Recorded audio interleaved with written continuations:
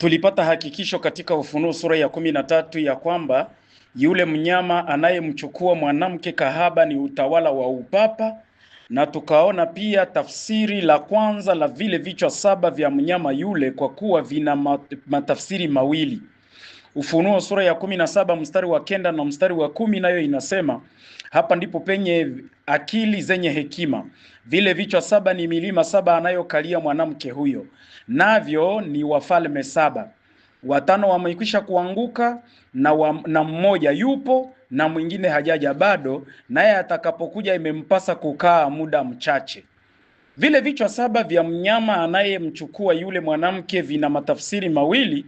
La kwanza tuliona kuwa ni vile vichwa 7 vinawakilisha milima 7 ya mji wa Roma, na tuliona majina yake kwa Kilatini ambayo ni lugha ya Roma na kwa Kifaransa pia. Hebu tufanye tu kumbukumbu kidogo kwa majina hayo ya milima 7 ya mji wa Roma. Mlima wa kwanza unaitwa Palatino, wa pili unaitwa Campidoglio, wa tatu unaitwa Aventino, wa 4 unaitwa Celio, wa 5 unaitwa Esquilino, wa 6 unaitwa Quirinale na wa 7 unaitwa Viminale. Hasa tunaingia baada ya kujua vile vichwa 7 ya kwamba vinawakilisha milima 7 anayokalia mwanamke huyo, yaani kanisa Katoliki la Rumi. Sasa vinawakilisha pia wafalme 7. Kumbuka hiyo shairi ya 10 vinawakilisha wafalme 7. Hebu tuende na kuangalia kile ambacho kinaelezwa hapa. Tusisahau kwamba huyu mnyama anayemchukua mwanamke huyu ana vichwa 7 sawasawa na joka alivyokuwa na vichwa 7. Ufunuo 12 mstari wa 3. Ikaonekana ishara nyingine mbinguni, na tazama joka kubwa jekundu alikuwa na vichwa 7 na pembe 10, na juu ya vichwa vyake vilemba 7. Tulipojifunza juu ya joka huyu, tuliona ya kwamba ni shetani mwenyewe, na vile vichwa 7 ni mamlaka ya kiserikali ambayo shetani anakuwa akiyatumia. Na tuliona ya kwamba vile vichwa 7 havina vilemba, zile pembe 7 hazina vilemba, lakini vilemba vinakuwa juu ya vichwa 7, ikiwakilisha ya kwamba wakati huo yale mapembe 10 yalikuwa hayajakuwa na kazi, hayajatokea bado, hayajakuwa na mamlaka, lakini vile vichwa 7 ndivyo vilivyokuwa na mamlaka. Na vile vichwa 7 ambavyo vinaambatana pia na vichwa 7 vya mnyama yule, inaonyesha wazi ya kwamba kuna mahusiano makubwa kati ya mnyama huyu na utawala wa kishetani. Ufunuo sura ya 17 mstari wa 3 unasema, akanichukua katika roho hata jangwani, nikaona mwanamke ameketi juu ya mnyama mwekundu sana, mwenye kujaa majina ya makufuru, mwenye vichwa 7 na pembe 10. Kumbuka, joka ambaye ni shetani alikuwa na vichwa 7 na pembe 10, tena alikuwa ni mwekundu. Vile vile huyu mnyama naye anakuwa na pembe 10 na vichwa 7, tena naye ni mwekundu. Yaani pana mahusiano makubwa sana ya kishetani kati ya shetani na utawala wa kipapa. Ndiyo maana ukisoma kitabu kinachoitwa Le Crime du Vatican, utatambua ya kwamba yule papa tunayemuona anayekuwa akitembea duniani, ule anayevaa mavazi meupe, huyu anaitwa papa mweupe, Pape Blanc. Huyu siye papa anayeongoza dunia, lakini papa anayeongoza dunia anaitwa Pape Noir. Yaani si kwamba yeye ni mweusi, bali anavaa yeye kanzu nyeusi na haonekani, anabaki chini ya udongo. Yaani anajengewa makao yake makuu huko chini ya udongo panapoitwa kuzimu, huko Vatikano. Na huyu ndiye anayemtawaza papa wa Roma. Ndiyo maana kila mara mnaweza kuona mapadri wanawekewa mikono, mapadri wanatakaswa, wanatawazwa kuwa mapadri, lakini hamujawahi kuona papa anatawazwa kuwa papa. Mtasikia tu ya kwamba ametawazwa. Vipi? Nani aliona? Hiyo ni siri yao. Kwa sababu anatawazwa na huyo papa mweusi ili aende kufanya kazi. Na hii tutaivumbua wazi tunapoendelea kuona jinsi gani serikali au kanisa la Kirumi linavyoonekana katika maandiko ya kwamba linatumia nguvu za shetani mwenyewe. Tunaona kuwa wakati kanisa la kweli ambao ni mwanamke bikira lilipoteswa na shetani kupitia serikali za dunia, yaani joka, Vilemba vilikuwa kwenye vichwa vya joka, ikimaanisha kuwa ni vichwa vile ndivyo vilivyokuwa na utawala wa kifalme. Lakini wakati mwanamke kahaba au kanisa la Kirumi linapoongozwa na mnyama, yaani utawala wa upapa, vile vichwa 7 havina vilemba tena, kwa kuwa sasa ni kanisa la Kikatoliki la Kirumi linalovikwa hayo mamlaka ya kifalme, kama tutakavyoona huko mbele. Hebu tuelewe kwanza wale wafalme 7 ambao wanawakilishwa kwa mara ya pili na vile vichwa 7 vya yule mnyama anayemchukua yule mwanamke. Jambo la kwanza, zingatia kwanza kwamba miongoni mwa wale 7 wafalme 5 walikuwa na wamekwisha kupita, yaani wamekwisha kuanguka. Wakati ule Yohana alipokuwa akiandika, wafalme 5 walikuwa wamekwisha kupita. Na mfalme wa kwanza ni Misri au Egypte, mfalme wa pili ni Ashuru au Asiri, mfalme wa tatu ni Babeli au Babilone, mfalme wa 4 ni Wamedi na Waajemi au Medo Perse, na ufalme wa 5 ni wa Yunani au Greek. Yaani Wagriki na Wamedi na Wapersi, Wababeli, Waasuria na wale yaani Washami na wale wa Misri, wote wameisha maliza mamlaka yao. Wakati Yohana alipokuwa akionyesha kitabu cha Ufunuo, hizi falme 5 zilikuwa zimekwisha kupita na hakuna yeyote ambaye alikuwa anaishi tena wakati huo. Ni kusema ya kwamba ufalme ule unaokuwa unaishi wakati ambapo Yohana anaandika ni tofauti na hizi falme 5. Hebu sasa tuzingatie tena, kwa sababu mfalme mmoja alikuwa yupo katika kipindi kile ambapo Yohana alipokuwa akiandika, na ndiye mfalme wa 6. Huyu mfalme aliyekuwa yupo wakati Yohana akiandika ni mfalme yupi? Huyu mfalme wa 6 ni Rumi ya Kishenzi au Empire Romain, ile Rumi ya makaisari. Huyu ndiye ajulikanaye kama mnyama wa 4 katika kitabu cha Danieli sura ya 7. Kumbuka jambo hili vizuri. Danieli sura ya 7 hiyo ilituonyesha waziwazi ya kwamba kunakuwa mnyama wa 4 ambaye anakuwa ni wa kutisha, anakuwa na pembe 10 na anakuwa na meno ya chuma. Nadhani ya kwamba mnakumbuka jambo hilo, wale ambao tulikuwa nao kwenye ikulu ya Babeli.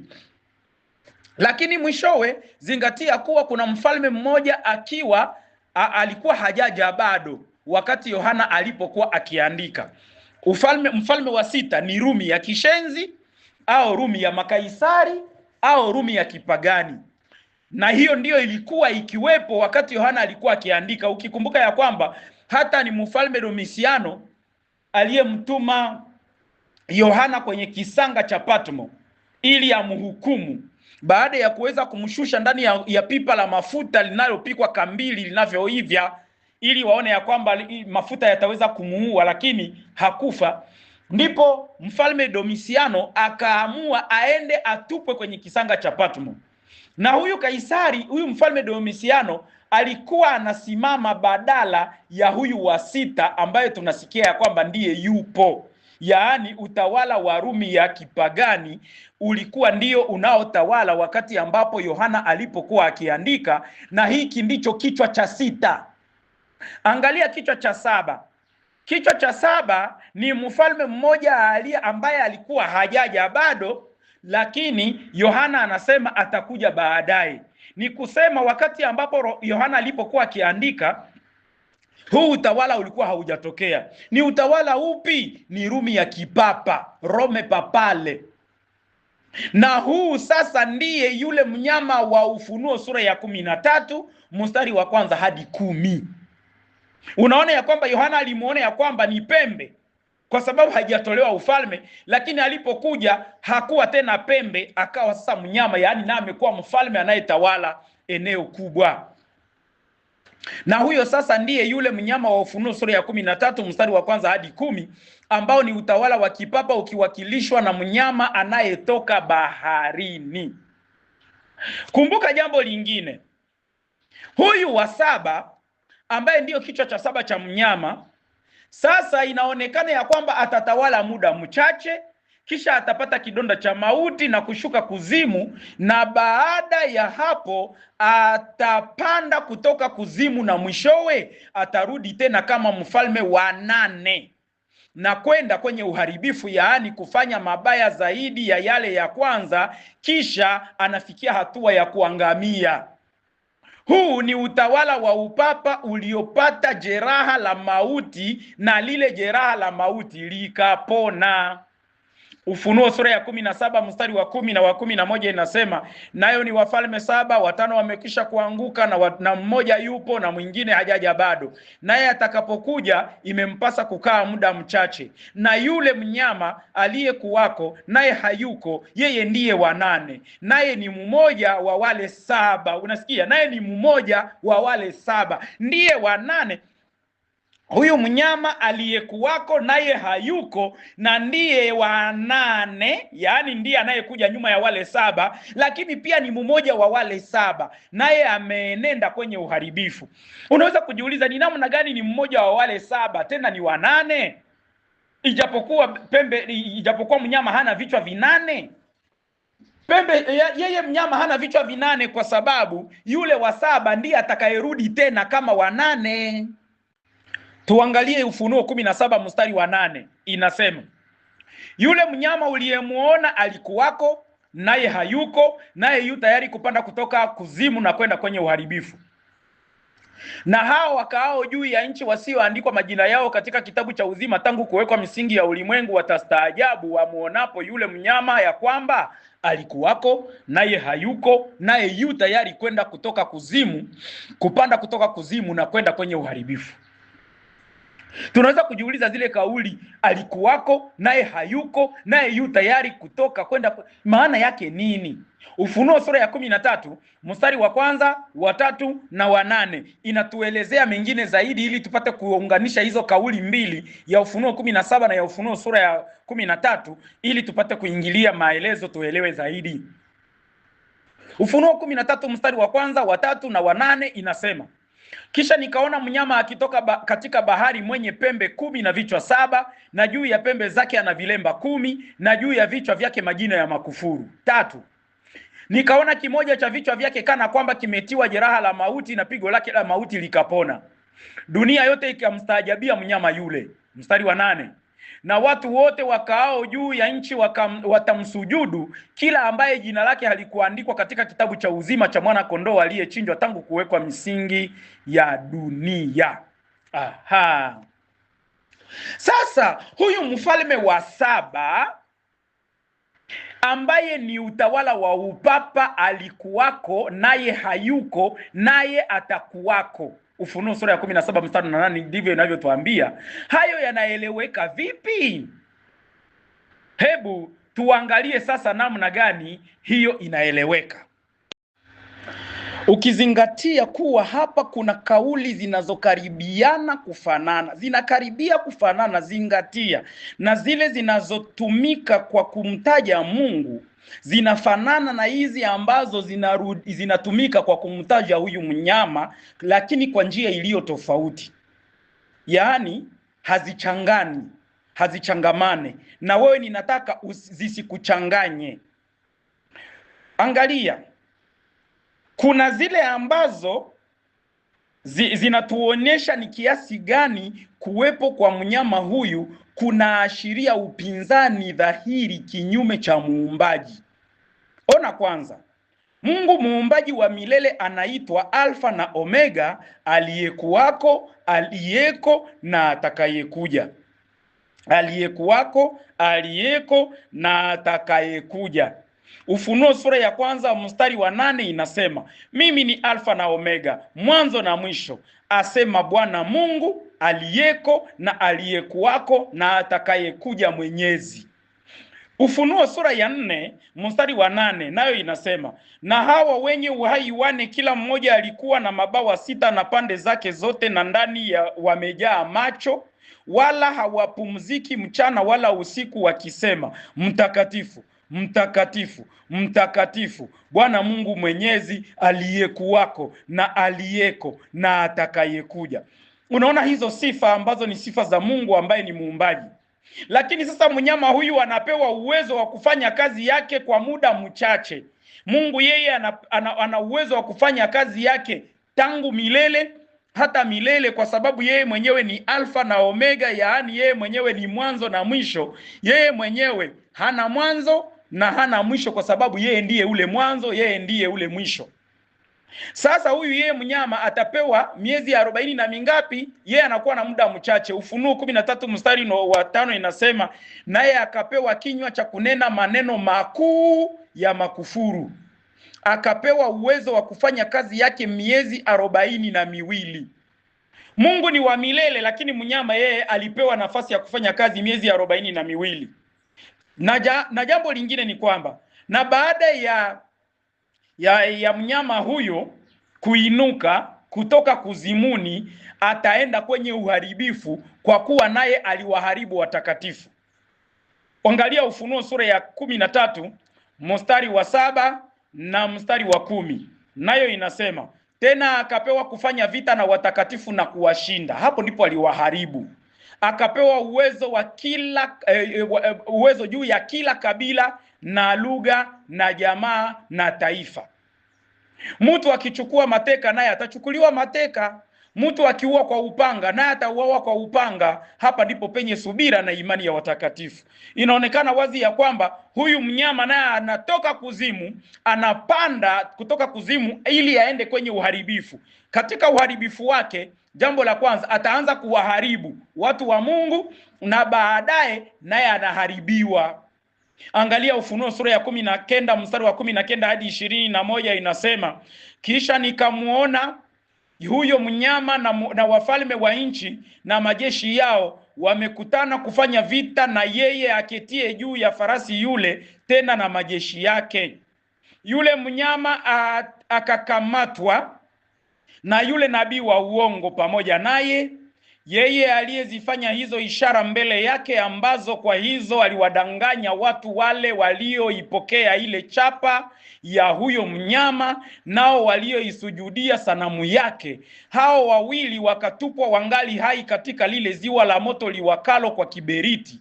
Na wale waliosalia waliouawa kwa upanga wake yeye aliyeketi juu ya yule farasi, upanga utokao katika kinywa chake, na ndege wote wakashiba kwa nyama zao.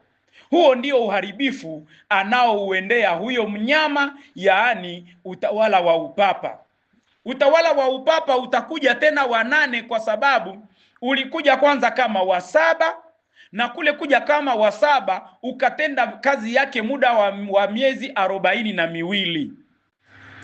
Huku kukaa muda mchache kwa huyu mnyama wa 7, huyu pembe wa 7, tafadhali.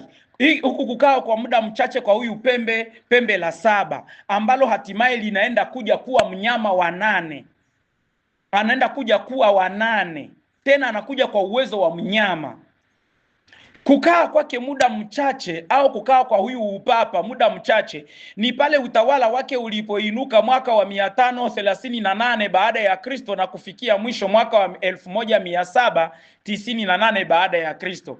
Hapo ndipo inasemekana kuwa huyo mnyama alikuwako. So unasikia anasema alikuwako, tena hayupo, kisha tena yuko tayari kupanda kutoka kuzimu. Sasa pale ndipo kauli ya kusema alikuwako ilifanya kazi, wakati ambapo alitawala tangu mwaka wa 538 hadi mwaka 1798, de 538 a 1798. Jambo lingine sasa, tuangalie namna gani sasa hakuwepo, alikuwako tena hayupo. Sasa ile neno tena hayupo inatimilika namna gani? Utawala wa upapa ulipata jeraha la mauti na kushuka kuzimu pale mfalme Napoleoni Bonaparte alipomtuma jemadari wake Berthier kutoka Ufaransa kwenda Roma ili kumshika Papa Pio wa 6 na kumfanya mfungwa huko Ufaransa, ambaye alishikwa hapo Vatikano usiku wa kuamkia tarehe 20 mwezi wa pili mwaka 1798 baada ya Kristo. Akafungwa na kuhamishwa katika gereza 2, na mwishowe alifia katika gereza la Valence huko Ufaransa tarehe 29 mwezi wa 8 mwaka 1799. baada ya kufanya humo siku 10, ni pale ndipo kichwa kimoja cha mnyama, yaani cha upapa, kilipata kidonda cha mauti, na hapo ndipo inasemekana kuwa yule mnyama tena hayuko. Ijapokuwa walimuweka papa mwingine Pio wa 7 madarakani tarehe 14 mwezi wa 3 mwaka 1800 baada ya kifo cha Pio wa 6. Huyo hakuwa na mamlaka yenye uwezo kama hapo nyuma, na mpaka leo wale papa ambao wanakuwa na uwezo wanakuwa na kitu ambacho kinawazuia kidogo, na hiyo ni neema ya Mungu peke yake, ili tupate nafasi ya kuwajulisha watu siri zake. Lakini wakati ambapo Pio wa 6 alipokufa, Pio wa 7 aliingia, lakini hakuwa na mamlaka kama ya Pio wa 6. Hakuwa na ile harara ambayo wapapa walikuwa nayo, mapapa walikuwa nayo kabla ya wakati huo. Hawakuwaua tena watu wa Mungu kwa sababu wanaanza kutoka kuzimu. Lakini kusudi watoke kuzimu ilikuwaje? Kusudi lile neno litimilike linalosema ya kwamba alikuwapo, tena hayupo, tena atakuwapo. Ile neno tena atakuwapo ilikuwa wakati gani sasa? Ni baada ya miaka kadhaa kuliandikwa sasa mkataba katika ikulu ya pale Latran, Italia, uliosainiwa tarehe 11 mwezi wa 2 mwaka 1929, huku upande wa ufalme wa Italia ukiwakilishwa na waziri mkuu Benito Mussolini, na upande wa makao matakatifu Vatikano ukiwakilishwa na Kardinali Pietro Gaspari, aliyekuwa katibu mkuu wa serikali ya Papa Pio wa 11. Mkataba huo ndio uliokiponya kidonda cha mauti cha huyo mnyama, yaani ya ule upapa, na tarehe 7 mwezi wa 6 mwaka 1929 ikauhakikisha sasa, na papa akapewa jiji la Vatikano kama serikali yake na kupewa cheo si kama kiongozi wa dini peke yake, bali kama rais wa Vatikano pia. Na hapo sasa ndipo yule mnyama atakuwa tayari amepanda kutoka kuzimu. Hapo sasa kidonda cha mauti kilichoingia mwaka wa 1798 kikapona mwaka wa 1929, miaka 131 baadaye. Huku ndiko kupona kwa kidonda cha mauti, yaani yule mnyama aliyekuwako tena hayupo, sasa tena amekuwako, na anaanza kupanda kutoka kuzimu ili aingie kwenye uharibifu. Ufunuo sura ya 13 mstari wa 2 hadi 4 tunaunganisha na mstari wa 8, inaongezea jambo lingine pale la uelewa zaidi. Na yule mnyama niliyemuona alikuwa mfano wa chui, na miguu yake ilikuwa kama miguu ya dubu, na kinywa chake kama kinywa cha simba. Yule joka akampa nguvu zake na kiti chake cha enzi na uwezo mwingi. Unajua, wakati mfalme Konstantino alitoka na kuenda mahali ambapo wanapoitwa Byzance, akajenga huko makao yake makuu pakaitwa Konstantinopo, Roma ikawa kama vile haina kiongozi. Hata kama papa alikuwa akiongoza dini ya Kikatoliki hapo Roma, ilionekana ya kwamba palikuwa na mwanya ambao uliomba uzibwe. Na sasa mwaka huo wa 1929, wakati ambapo Benito Mussolini akiwakilisha serikali ya Italia, walipompatia papa mamlaka ya kuongoza jiji la Vatikano kama rais, pale utawala wa joka ndio uliompatia mnyama mamlaka na uwezo mwingi. Mstari wa 3, nikaona kimoja cha vichwa vyake kana kwamba kimetiwa jeraha la mauti, na pigo lake la mauti likapona.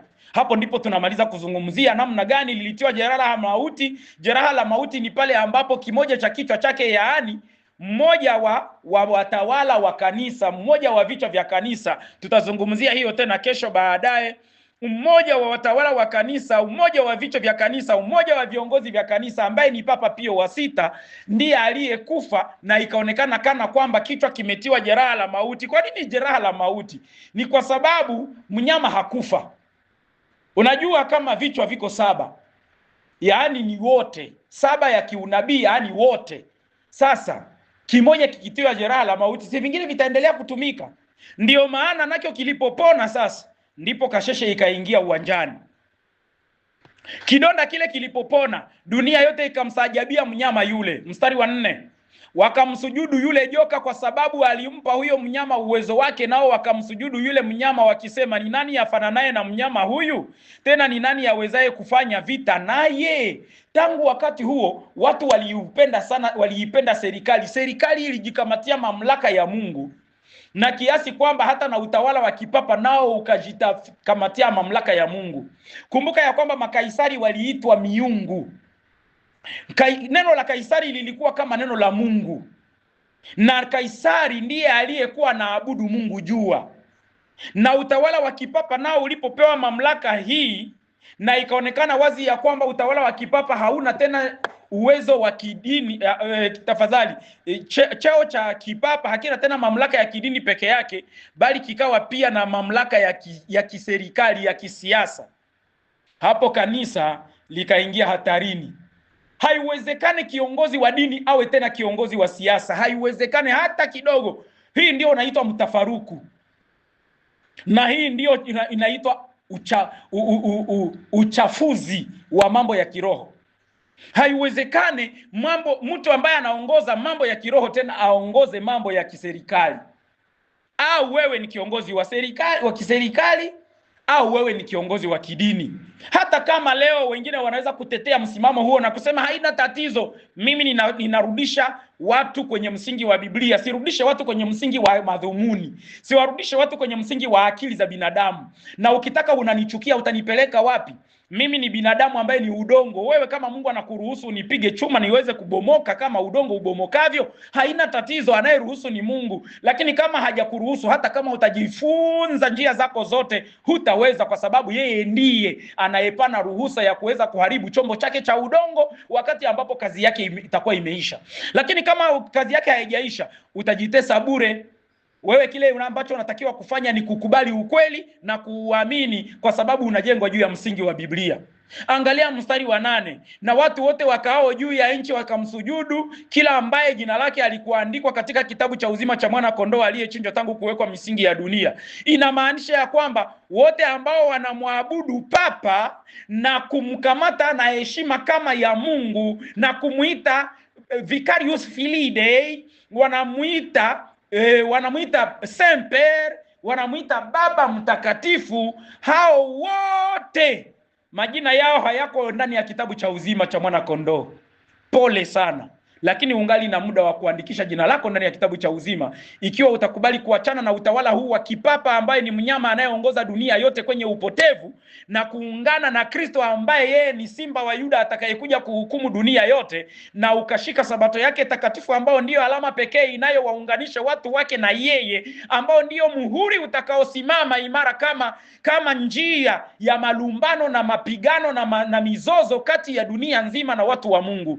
Hebu ni wakati wako wa kufanya sasa uamuzi, ikiwa unataka. Na ikiwa hutaki, mimi nitakuwa nimemaliza kazi yangu na sitahukumiwa, kwa sababu sina haja na sina nafasi na sina mamlaka ya kuchagua kwa nafasi yako.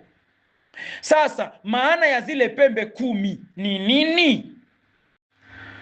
Ufunuo sura ya 17 mstari wa 12 hadi 14, nayo inasema, na zile pembe 10 ulizoziona ni wafalme 10 ambao hawajapokea ufalme bado, lakini wapokea mamlaka kama wafalme muda wa saa moja pamoja na yule mnyama. Zingatia hilo. Hawa wana shauri moja, nao wampa yule mnyama nguvu zao na mamlaka yao. Hawa watafanya vita na mwana kondoo, na mwana kondoo atawashinda, kwa maana yeye ni Bwana wa mabwana na mfalme wa wafalme, na hao walio pamoja naye ndio walioitwa na wateule na waaminifu. Sasa zile pembe 10 ni wanani? Zile pembe 10 ni wafalme 10 ambao hawajapokea ufalme bado. Twende moja kwa moja. Namna gani hawa hawajapokea ufalme bado?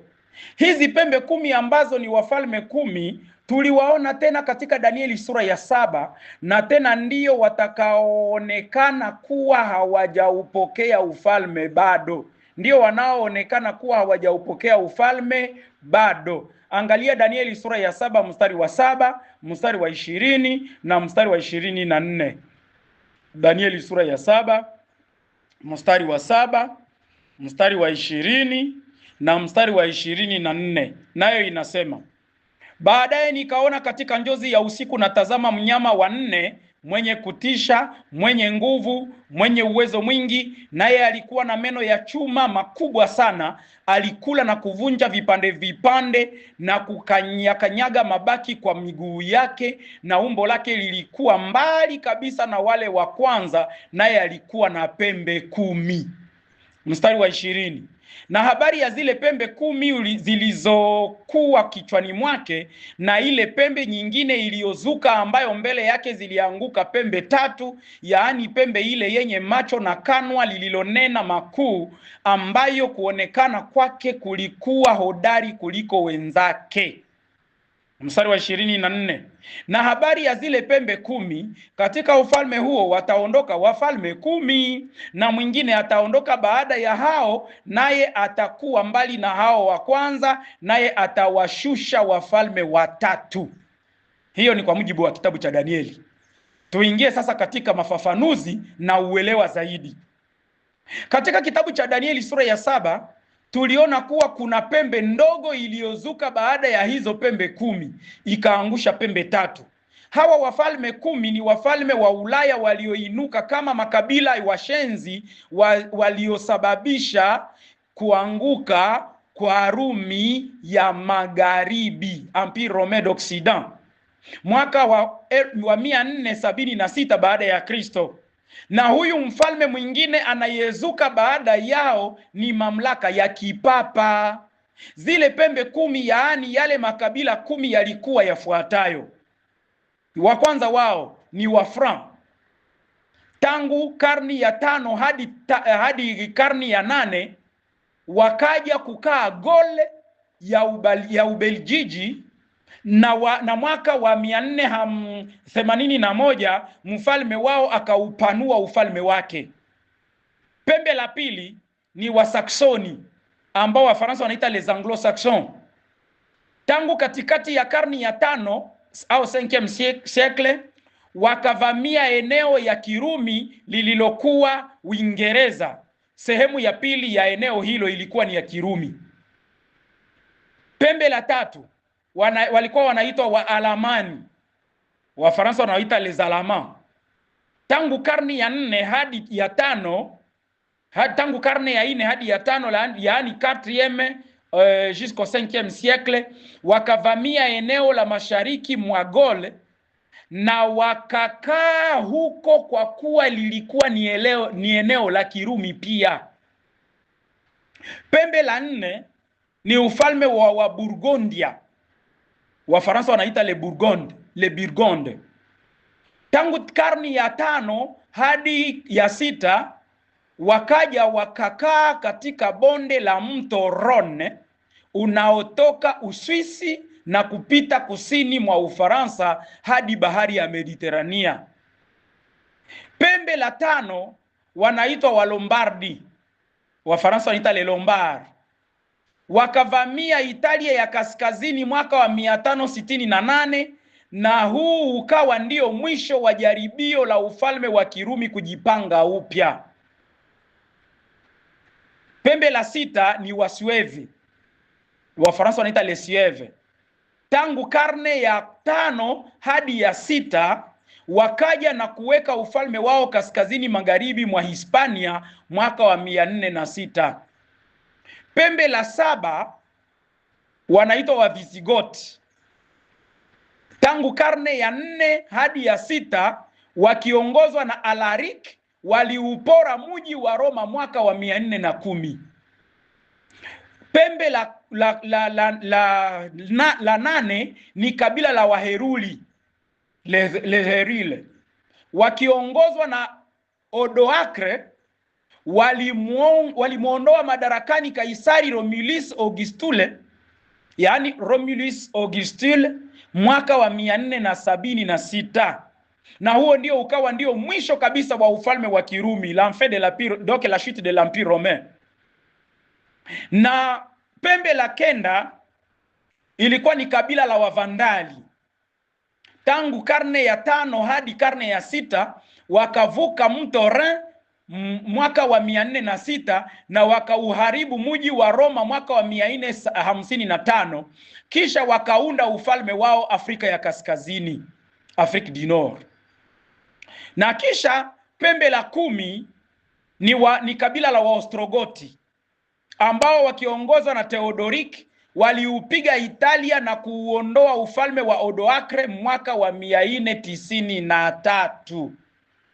Hao ndizo zile pembe 10 za huyo mnyama ambazo zilikuwa bado kupewa ufalme wakati Yohana alipokuwa akiandika, lakini ambazo zilitakiwa kuinuka na kupata ufalme kwa wakati mmoja na huyo mnyama. Jambo la kufuata ni kwamba wale wafalme 10 au zile pembe 10 wanapokea mamlaka kama wafalme muda wa saa moja pamoja na yule mnyama. Inamaanisha nini? Tunakumbuka kuwa yale makabila yaliinuka na kuanza kujiongoza, lakini chini ya mamlaka ya Kaisari wa Roma, aliyehusika na utawala wa dunia yote, bali hawakuwa na mamlaka ya kifalme. Ni wakati tu utawala wa upapa ulipokuwa na mamlaka juu ya kila taifa, kabila, lugha na jamaa, ndipo yale makabila nayo yaliyojulikana kama washenzi yalipewa sasa mamlaka ya kujiongoza peke yao kwa maamuzi yao binafsi, lakini bila kushindana na upapa ambao ulikuwa katika kuinuka kama kiongozi wa wafalme wote duniani. Ndiyo maana tukikumbuka vizuri tuliojifunza katika Danieli sura ya 7 ni kwamba tutaona kuwa utawala wa upapa, ijapokuwa ulikuwa ukiongoza kanisa kama viongozi wengine, lakini ulipata mamlaka yote ya kidini na ya kisiasa mwaka wa 533 baada ya Kristo, baada ya kuwaangusha makabila matatu au wafalme watatu walioshindana na madai yake, yaani Waheruli, Wavandali na Waostrogoti, ambao kwa sasa hawako tena duniani, inabaki tu ni historia. Lakini kwa yale makabila mengine ambao ni wafalme 7 ambao hawakushindana na upapa kama vile ilivyokuwa kwa Waheruli, Wavandali na Waostrogoti, hao walipewa uhuru wa kuunda utawala wa nchi zao na kujiongoza binafsi kama wafalme kama ifuatavyo.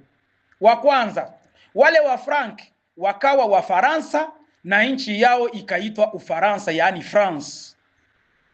Wa pili walikuwa ni Wasaksoni, wa Anglo-Saxon, wakawa na nchi, wakawa Waingereza na nchi yao inaitwa Uingereza au Angleterre. Watatu walikuwa Waalamani, wakawa Wajerumani na nchi yao ikaitwa Ujerumani au Alemanya. Wanne walikuwa ni Waburgondia, wakawa Waswisi na nchi yao ikawa Uswisi au Swisse. Na watano walikuwa ni Walombardi, wakawa Wataliano na nchi yao ikawa Italia au Itali. Na wa sita walikuwa ni Wasuevi, wakawa Wareno na nchi yao ikaitwa Ureno au Portugal. Na wa saba walikuwa ni Wavisigothi, wakawa Wahispania na nchi yao ikaitwa Hispania au Espanya. Na wengine wakaendelea kuongezeka polepole, waliendelea, nchi zingine ziliendelea kupata uhuru wa kujifanya kuwa nchi inayojitegemea, lakini huku wakiamini na kukubali ya kwamba papa ndiye kiongozi wao wote, hata kama ni kiongozi wa dini na naongoza kajiji kadogo kanakoitwa Vatikano na kanakuwa na mamlaka kama mamlaka ya nchi nzima, kana serikali yake na maaskari wake, tena na maaskari wa kutoka Uswisi ndio wanaochunga papa. Unaona, ile kuonesha wazi ya kwamba wanakuwa na mshikamano, wanakuwa na umoja. Ni kama vile tuliona shairi inavyotuambia ya kwamba watakamata utawala wao, nguvu zao zote wanaziweka chini ya utawala wa upapa, wataweka mamlaka yao chini ya mamlaka ya upapa. Wote watakubali kwamba waongozwe na upapa, hapo ndipo mamlaka yao yataendelea kudumu. Lakini wale ambao Waherule, Wavandale, Waostrogote walijitia kiburi mbele ya papa, wakatokomezwa na hivi hawako tena duniani. Kila kiongozi wa kidini anawajibika kwenda kujiripoti mbele ya papa na kujipresente, kujisajilisha, ili papa ampatie wadhifa, ampatie mamlaka na aendelee kuishi kwa amani. Angalia jambo lingine la kuzingatia. Wale wafalme 10 au pembe 10 wana shauri moja. Ni pale ndipo tunaingia sasa. Na lile shauri si lao, bali ni la huyo mnyama, na pia wanampa yule mnyama nguvu zao na mamlaka yao. Ni kusema wafalme wote wa Ulaya watakutana katika wazo moja, lakini litakuwa ni wazo la upapa. Wamepatana kumpa mamlaka yao, yeye ndiye awaongoze. Angalia Ufunuo sura ya 17 inasema, maana Mungu ametia mioyoni mwao kufanya shauri lake na kufanya shauri moja, na kumpa yule mnyama ufalme wao, hapo hata maneno ya Mungu yatimizwe. Wampe mnyama ufalme wao hata maneno ya Mungu yafanye nini? Yatimizwe. Ukitafuta nchi zinazounda Umoja wa Mataifa ambao makao yake makuu ni New York, hutakuta Vatikano ikitajwa, ijapokuwa ni nchi yenye serikali yake. Ndiyo maana kwa kuwazubaisha watu hutasikia wakisema habari za rais wa Umoja wa Mataifa. Bali wanamzungumzia, wanamtaja tu katibu mkuu wa Umoja wa Mataifa.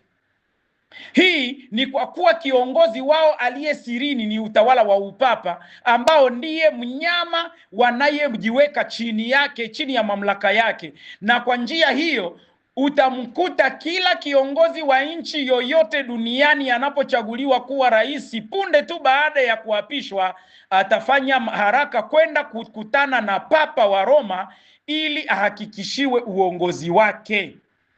Unaweza kujiuliza, mbona viongozi wa Afrika hawaorodheshwi?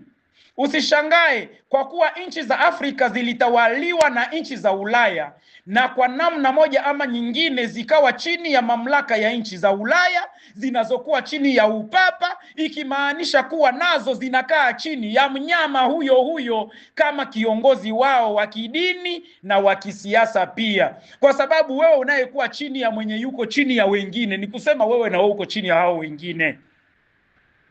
Utaona kuwa waliokuja kuzitawala nchi za Afrika, waliowaletea dini, walikuwa wamewaletea dini ya Kikatholiki, ambayo inamuinua papa kama kiongozi mkuu. Tutaona zaidi katika Ufunuo sura ya 18 tutakapofikia hapo. Lakini pia tutakapokutana kesho katika kuangalia namna anavyotenda, namna kikombe cha uasherati cha huyu mwanamke kahaba kinavyotenda kazi, tutaona mengine hapo. Ufunuo sura ya 17 mstari wa 1 hadi wa 3 tutaunganisha na wa 18 ili kukupatia uonjo. Nayo inasema, akaja mmoja wa wale malaika 7 wenye vile vitasa 7, akanena nami akisema, njoo huku nitakuonyesha hukumu ya yule kahaba mkuu aketie juu ya maji mengi, ambaye wafalme wa nchi wamezini naye, nao wakaao katika nchi wamelevya kwa mvinyo ya uasherati wake. Akanichukua katika roho hata jangwani, nikaona mwanamke ameketi juu ya mnyama mwekundu sana, mwenye kujaa majina ya makufuru, mwenye vichwa 7 na pembe 10. Na yule mwanamke ni uliyemuona ni muji ule mkubwa wenye ufalme juu ya wafalme wa nchi. Muji ule mkubwa wenye ufalme juu ya wafalme wa nchi. Muji ule mkubwa mwenye ufalme juu ya wafalme wa nchi. Limekuingia hilo? Inamaanisha wazi ya kwamba utawala wa kipapa pamoja na kanisa Katoliki vinakuwa na mamlaka juu ya wafalme wote wa dunia. Maraisi wote wa nchi wako chini ya mamlaka ya kanisa Katoliki na utawala wa upapa. Upende usipopenda, huo ndio ukweli mwenyewe. Ukasirike usikasirike, Hiyo ndiyo wazi ambao inastahili kuelewa. Ufunuo sura ya 17 mstari wa 15 inataka kutuambia sasa, mbona huyu kahaba wanasema ya kwamba anakaa juu ya maji mengi? Hayo maji mengi ni gani? Kanisa Katoliki linakaa juu ya maji mengi, utawala wa Vatikano unakaa juu ya maji mengi. Hayo maji mengi ni nini? Ufunuo 17 mstari wa 15 inasema, kisha akaniambia, yale maji uliyoyaona hapo aketipo yule kahaba ni jamaa na makutano na mataifa na lugha. Hii humaanisha kuwa kila taifa, kila nchi, kila lugha, kila makutano, kila jamaa wanakuwa chini ya utawala wa kanisa Katoliki.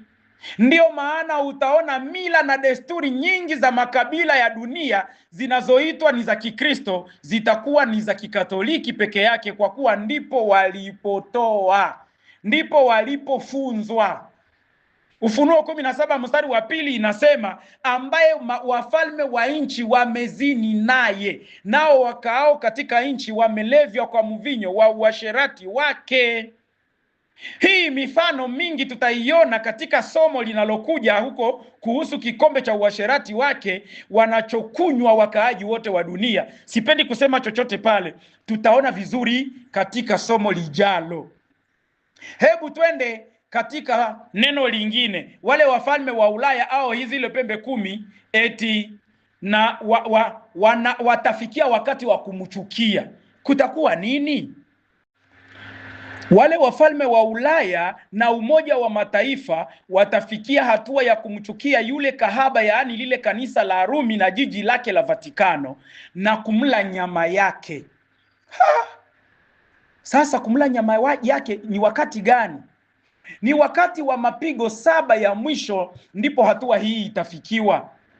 Kwa muda mfupi tu, wakati Mungu atakapolipiga lile pigo la 5 juu ya jiji la Vatikano ambalo ni makao makuu ya upapa, ndipo wafalme wote wa Ulaya na wa dunia yote watatambua kuwa ni yeye aliyewadanganya. Watatamani kujilipiza kisasi kwa utawala wa upapa ambao waliuwekea tegemeo, lakini hakutakuwa tena uwezo. Watamla nyama yake na kumwacha uchi na ukiwa. Hii inakumbusha kauli iliyoambiwa kwa Waisraeli kwa kinywa cha Yeremia pale walipomuasi Mungu. Yeremia 19 mstari wa 7 hadi 9 inasema, nami nitalitangua shauri la Yuda na Yerusalemu mahali hapa, nami nitawaangusha kwa upanga mbele za adui zao na kwa mkono wa watu watafutao roho zao, na mizoga yao nitawapa ndege wa angani na wanyama wakali wa nchi iwe chakula chao. Nami nitaufanya mji huu kuwa kitu cha kushangaza watu na kuzomewa, kila mtu apitaye karibu nayo atashangaa na kuzomea kwa sababu ya mapigo yake. Nami nitawalazimisha kula nyama ya wana wao na nyama ya binti zao, nao watakula kila mmoja nyama ya rafiki yake wakati wa mazingira ya dhiki, ambayo adui zao na watu wale watafutao roho zao watawadhihikisha, yaani watawaletea mateso. Ni kusema wataondoa heshima hawa watu, hawa wafalme, kula nyama ya huyu mnyama au kumuchukia na kuja kujidhihirisha kwake kama watu ambao wanataka kumla nyama. Inamaanisha hivi, ni kusema wataondoa heshima yao kwake na matumaini yao kwake watapotea, na matumaini yao kwake yatapotea na kujutia muda wao ambao umepita wanapomwamini na kumtegemea. Ndipo watamdharaulisha, na baada ya hapo ndipo watakapoona mfuatano wa pigo la 6 na lile la 7. Hawatakuwa na chochote cha kujifanyia tena. Kumbuka ya kwamba watakuwa wanajaa mapigo majipu, watakuwa hawana hata maji ya kunywa, kiu kimewatesa kwa sababu maji yote yatakuwa damu. Yaani Yesu atakuja na wamekwisha kuteseka, kila mtu anasikia ndani ya koo lake kuna jaa moto kwa sababu hakuna maji ya kunywa. Sasa angalia jambo lingine. Hawa wafalme ambao watatawala muda mmoja na mnyama watafanya vita na mwana kondoo, lakini mwana kondoo atawashinda, kwa maana yeye ni Bwana wa mabwana na mfalme wa wafalme. Kwa sababu wataona ya kwamba hawana tegemeo tena, ndipo shetani atawaambia, kwa nini mnataka kupigana ninyi wenyewe kwa wenyewe? Tupigane na hawa watu ambao ni watu wa yule Yesu, yule ambaye anakuja kutuangamiza. Yeye ndiye anakuja kuwamaliza, ule ndiye mpigane naye. Na watu wote wataanza vita, waone kama wanaweza kujipigania, hata kama watakuwa wanalemewa na majipu. Zaburi ya 76 mstari wa 6 hadi 9 inasema watafanya vita na mwana kondoo. Usikose kukumbuka hilo. Zaburi ya 76 mstari wa 6 hadi 9 inasema, kwa kukemea kwako Mungu wa Yakobo, gari na farasi wameshikwa na usingizi mzito. Wewe ndiwe utishaye, naam wewe, naye ni nani awezaye kusimama ufanyapo hasira? Toka mbinguni ulitangaza hukumu, nchi iliogopa ikakaa kimya. Mungu aliposimama ili kuhukumu na kuwaokoa wapole wa dunia wote pia. Unaona, wakati ambapo Mungu anaposimama afanye hukumu, ni nani awezaye kusimama? Anatisha kama nini. Mungu mwenyewe anatangaza hukumu yake akiwa mbinguni, na Mungu anaposimama anakuja kuwaokoa wapole. Wapole ni wanani? Wapole ni wale ambao waliendelea kuzishika sheria zake, wakaendelea kufuata mapenzi yake na kuishika sabato yake. Angalia Nahumu. Pale nimeandika Ahumu, lakini utasoma Nahumu sura ya kwanza mstari wa 6 hadi 8. Nahumu sura ya kwanza mstari wa 6 hadi 8 inasema, ni nani awezaye kusimama mbele za ghadhabu yake? Naye ni nani awezaye kukaa katika ukali wa hasira yake? Hasira yake kali humwagwa kama moto, nayo majabali yapasuliwa na yeye.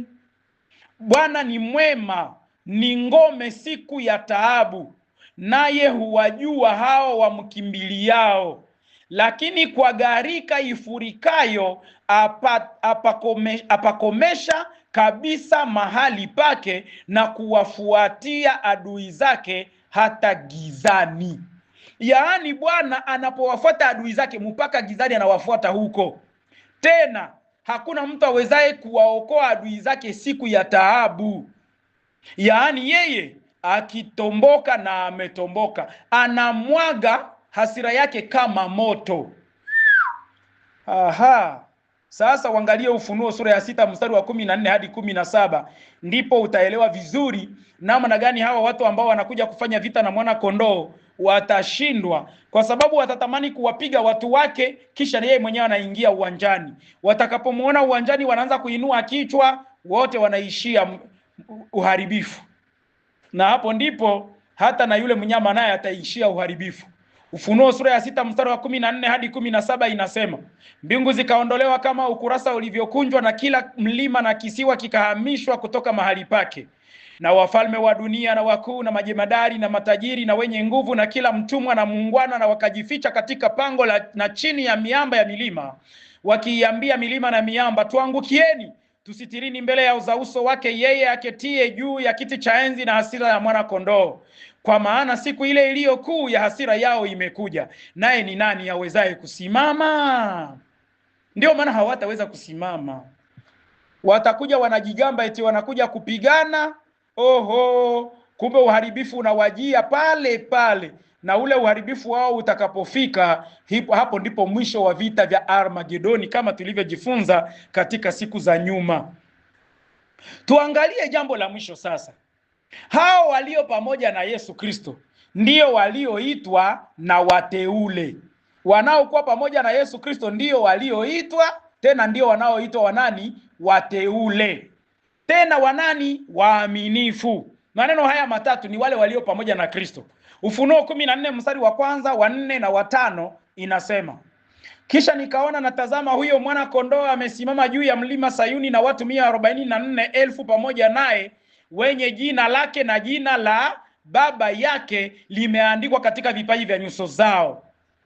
Hao ndio wasiotiwa unajisi pamoja na wanawake, kwa maana ni bikira.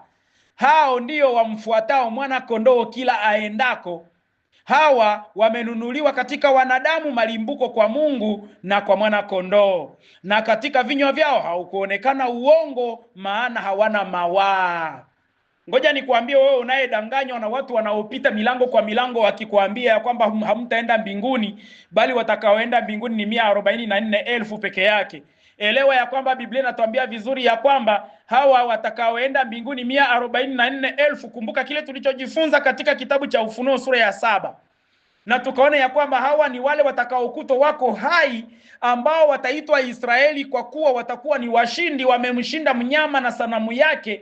Walikataa kupokea chapa ya mnyama, wakaendelea kuzingatia sabato ya Bwana kama alama, muhuri wa Mungu ambao hauwezi kulinganishwa na chochote. Na hawa ndio wale ambao hawajitiwe unajisi na wanawake, yaani hawakukubaliana na mafundisho ya makanisa, kwa sababu wanawake ni makanisa. Ndio maana wao waliitwa bikira, kwa sababu walifuata tu mafundisho ya Kristo aliye mchumba wao. Na hapo sasa wanaingia katika harusi pamoja na bwana harusi wao, ambao ni harusi ya mwana kondoo.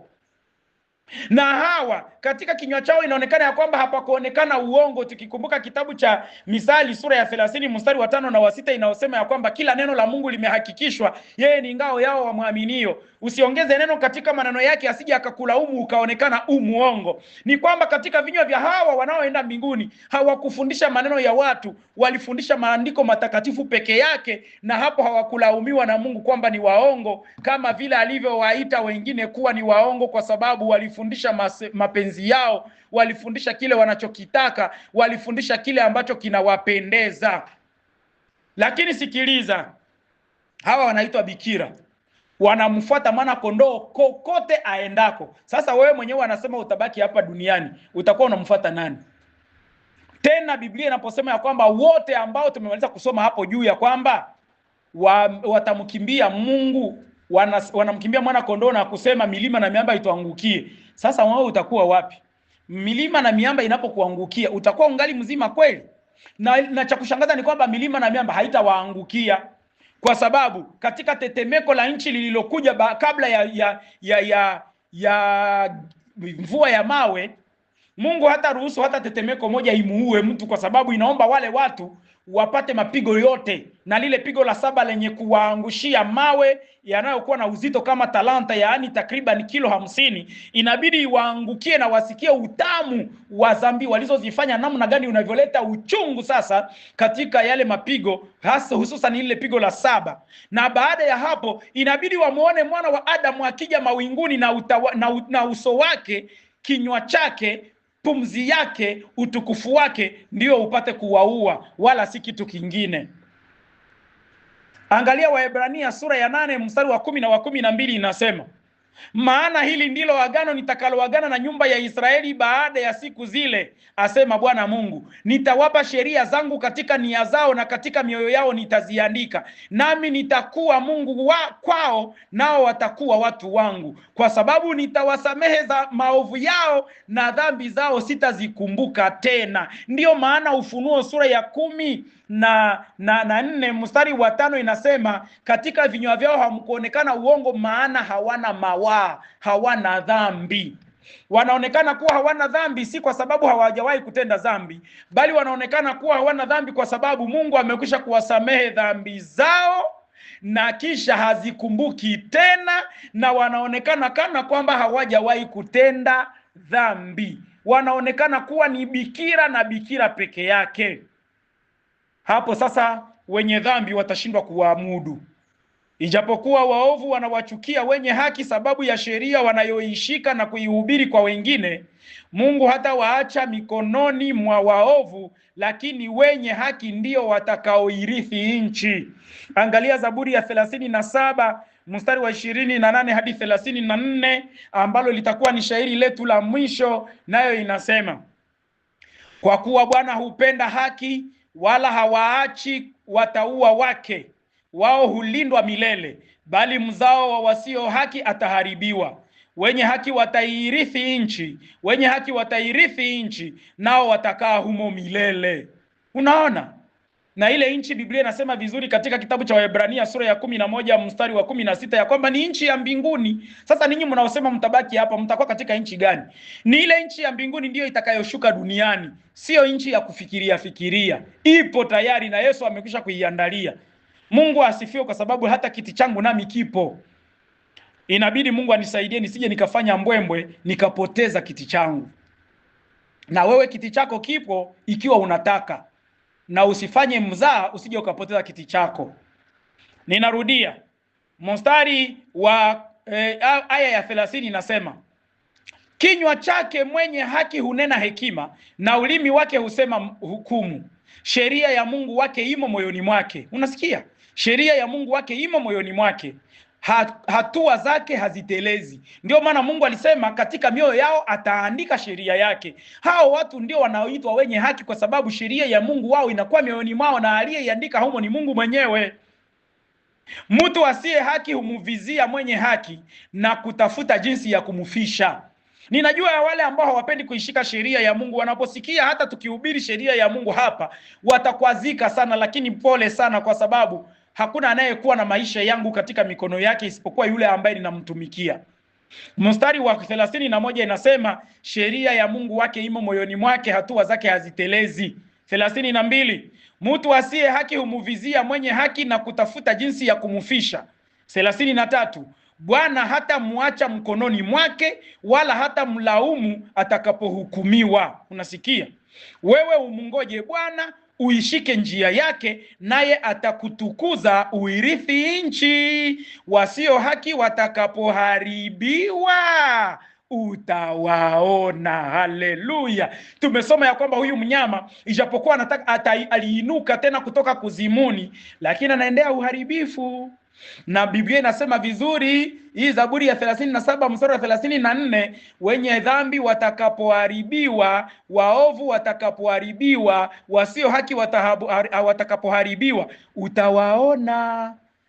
Mungu atujalie kupambana hadi pale tutakaposhinda, kusudi tupate kusimama pale Yesu arudipo, ili kulichukua kanisa lake. Tupate kuwaona waovu wanapoharibiwa, tupate kuwaona wasio haki wanapoharibiwa, tupate kuwaona wanaoshindana na sheria ya Mungu wanapoharibiwa.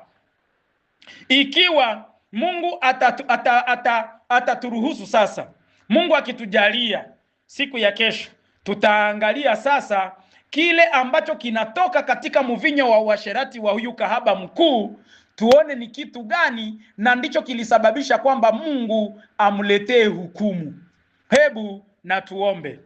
Baba yetu na Mungu wetu, asante kutujulisha haya yote ambayo bado tulikuwa hatujayaelewa. Vichwa vyetu kweli vinaingizwa na kitu ambacho ni hazina ya milele. Tusaidie sasa kisipotee, shetani asije akakiongoa tena katika mafikara yetu. Mungu wetu, tusaidie tafadhali, tusikosekane katika ufalme wako. Tusikosekane miongoni mwa wale watakuwa wanasimama imara wakitazama waovu wanapoharibiwa. Tusikosekane miongoni mwa wale watakaosema afadhali Biblia na Biblia peke yake ndio takayofuata. Tusikosekane miongoni mwa wale watakaosema huyu ndiye Mungu wetu tuliyemngojea aje atusaidie. Tazama, huyu ndiye tuliyemngoja. Baba yetu, saidia kila mwana ukumbi anayesikiliza fundisho hili, kila msikiaji anayefuata fundisho hili popote pale, apate neema hii pamoja nami, katika jina la Kristo Bwana wetu. Amina. Ulikuwa naye mtumwa wenu msaada wa Mary Decor. Hacha tumwachie tena Mungu nafasi atupatie, kama ni neema yake, fursa ya kuweza kujifunza lingine linalokuwa mbele yetu. Barikiwa na Bwana.